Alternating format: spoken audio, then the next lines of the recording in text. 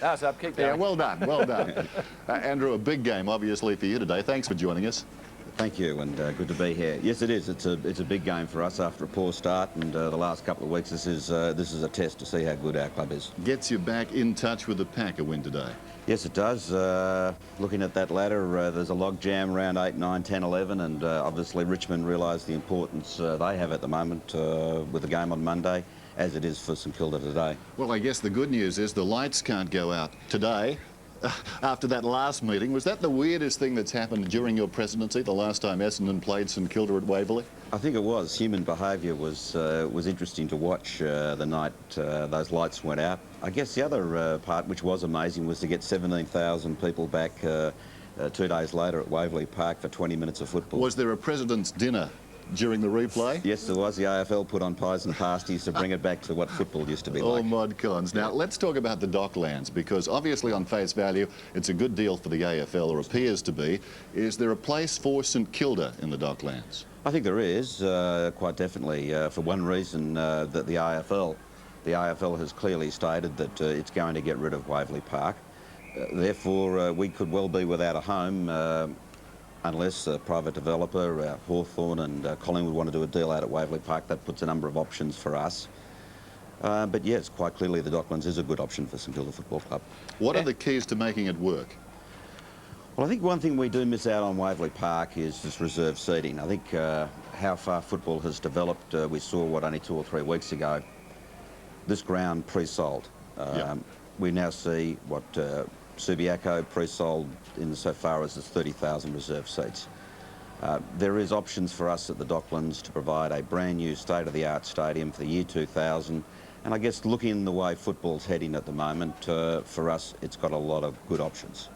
Andrew, aren't you going a long way from your supporter base if you are to base yourselves at the Docklands? Remember, Waverley is in the eastern suburbs, and I would imagine, and you probably would know, that most of your supporters would come from out there. Yes, Peter, certainly the new supporter base comes from that area. We must also not forget that our old supporter base, if I can use that term, is very much the Sandringham, Brighton, Beaumaris, Frankston area, and for them the Docklands is a good option. It means public transport. I think the one thing that we also probably need to hone in on, and that's at this great ground, the MCG, where 90% of the patrons that come here come by public transport. I think one of the appealing things about the Docklands as an alternative to Waverley is that it will have public transport similar to the MCG. So that's got to be a good option for us. Andrew, Ross Glendinning with Pete Landy at Subiaco. Is there still some discussion also with the Docklands proposal to have a retractable roof and play games in an enclosed environment like basketball? Do you think it's a good thing for football? My answer, as at today, is no, it's not. The roof should be open all the time. Okay. I guess the only thing I'm looking at football at the moment, like so many of us are, is where is this game going to be in 10, 15 years' time? You know, perhaps in 10, 15 games' time, the patrons and the players are going to accept playing under a closed roof. At the moment, my vote would be no, leave the roof open. Andrew, just going back to the fans, obviously you would expect some opposition. Absolutely. I mean, the opposition when we moved to Waverley, when we left Moorabbin, was horrific. It split the club in half. I mean, it was really a 50-50 view from the supporter base, although more than that voted to move to Waverley. I expect that if we, to make this move, and I guess I just got to make it clear, it's the AFL that's telling us that they're going to sell Waverley, so we have to look at the options. And at the moment, the Docklands is the best option for us, in my belief, as at the moment. Yes, there is going to be a number of our supporters that are going to be upset by it. Everyone is with change. We've experienced it before with Moorabbin versus Waverley, and no doubt we will experience it again. Andrew, I take it then you are going to put this to the members. Will it be their decision or not? No, it won't be. It will be a decision made by the St Kilda Football Club board. What about pre-selling the tickets? We're talking about Optus Oval now. They've had their problems there. It will work better at the Docklands, you think? I think it will. I think the view at the moment is the financial modelling we've done, Dennis, is to allow various grades of seating, and that incorporates up to 20,000 people get into the ground for paying just their membership entry ticket. We've done a number of scenarios, and one of the scenarios includes up to 20,000 patrons getting in for the face value of their membership ticket.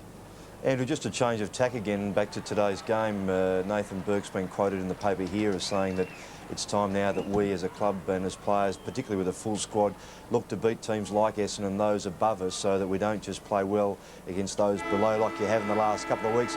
Fair assessment?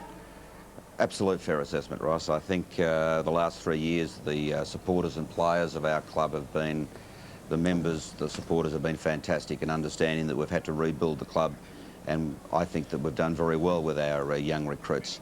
But there comes a time that you've got to stand up and be counted for, and I think that Berkey reflects the attitude around the club that in 1997 everybody in our club's got to stand up and be counted for. Andrew, you'll be pleased to know my cab driver rates you a big chance today. He thinks you can pull off the upset, but then again he said St Kilda are St Kilda. It must be exciting coming to the football, being president of the Saints. Anything can happen.